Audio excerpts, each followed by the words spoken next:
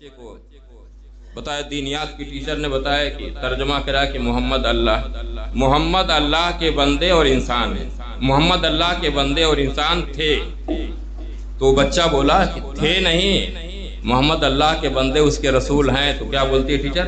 جتنا بولتی ہیں اتنا لکھو، ہے نا. تو اب ظاہر سی بات ہے کہ اسکولوں کا حال یہ ہے کہ ہم بچوں کو دنیاوی تعلیم کے لیے اس لیے بھیجتے ہیں کہ اس کی دنیا سنور جائے،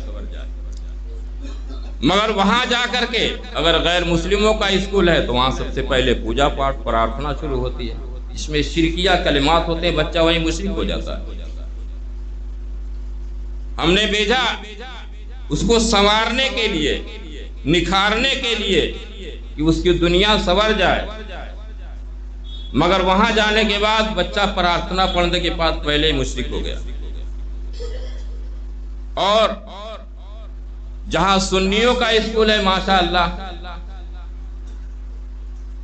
کئی اسکول یہاں پہ ہیں، اب وہاں جو 11ویں میں بچہ پڑھتا ہے، 12ویں میں پڑھتا ہے، 10ویں میں پڑھتا ہے، ظاہر سی بات ہے اس کی عمر 15 سال سے زیادہ ہی ہوگی.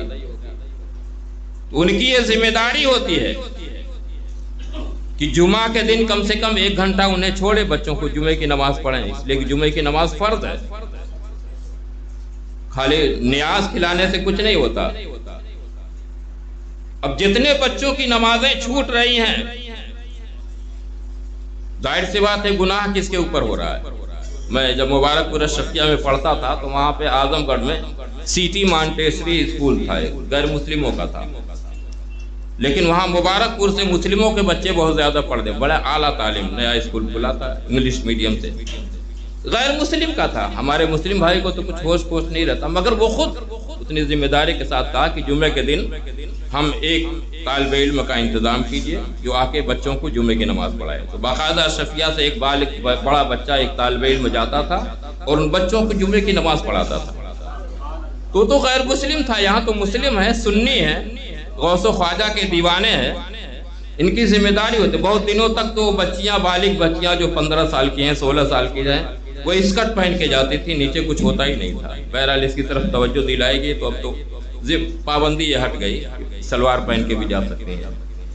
مگر اس کا تو کم سے کم خیال ہونا چاہیے کہ ان بچوں کی جمعے کی نماز، جو مسلم بچے ہیں، مسلم اسکول ہیں، وہاں جمعے کی نماز کا خیال نہیں ہوتا. کم سے کم چھوڑ دیا جائے جمعے کی نماز. بد مذہبوں میں اس چیز کا خیال ہے مگر عقیدہ برباد کرتے ہیں. کبھی بولتے ہیں غیر اللہ سے کچھ نہیں مانگنا چاہیے، شرک ہے، مزاروں پہ نہیں جانا چاہیے. کبھی اس طرح محمد اللہ کے رسول، محمد رسول بھی نہیں، اب تو رسول کا بھی ذہن سے نکل، اللہ کے بندے اور انسان تھے.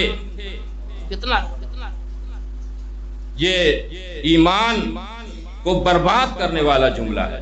یعنی تم رسول بھی ماننے کے لیے تیار نہیں، اللہ کے بندے اور انسان تھے تو تم مسلمان کہاں؟ جب وہ تھے تو تم بھی تھے، اب نہیں ہے تو تم بھی نہیں ہو، تم بھی کچھ نہیں ہو. اس لیے کہ النبی اولیٰ بالمؤمنین من انفسہم، نبی مومنوں کی جان سے زیادہ قریب ہیں. تو جب مومن اپنی جان سے زیادہ قریب سمجھے گا تو مسلمان رہے گا، اور جیسے جیسے دور کرتا چلا جائے گا وہ تھا کہتا چلا جائے گا تو پھر اس کا ایمان سلامت نہیں، ایمان گیا. اب وہ ظاہری طور پہ اس کی نماز، روزہ اور اس کے چلے اور اس کے قرآن کی تلاوت، یہ ظاہری طور پہ دیکھنے سے کچھ نہیں ہوتا. اس لیے کہ نبی کی عظمت کو جس نے گھٹایا وہ ایمان سے چلا گیا. شیطان کروڑوں برس اس نے عبادت کی مگر نبی کی تحقیر کی تو ساری عبادت اس کی برباد ہو گئی. اب یہ عظمت رسول گھٹانے کی پوری کوشش کی جاتی ہے کہ نبی کو اپنی طرح سمجھا جائے، نبی کا مرتبہ بڑھایا نہ جائے، نبی کی عظمت کو بڑھایا نہ جائے. تو ظاہر سی بات ہے کہ پروردگار عالم کا ارشاد ہے وَرَفَعْنَا لَكَ ذِكْرَكَ، اے محبوب صلی اللہ تعالی علیہ وسلم ہم نے تو آپ کا ذکر بلند کیا ہے. اعلیٰ حضرت مجدد دین و ملت الشاہ امام احمد رضا خان فاضل بریلوی رضی اللہ تعالیٰ نے ارشاد فرماتے ہیں تو گھٹانے سے کسی کے نہ گھٹا ہے نہ گھٹے، تو گھٹانے سے کسی کے نہ گھٹا ہے نہ گھٹے، جب بڑھائے تجھے اللہ تعالیٰ تیرا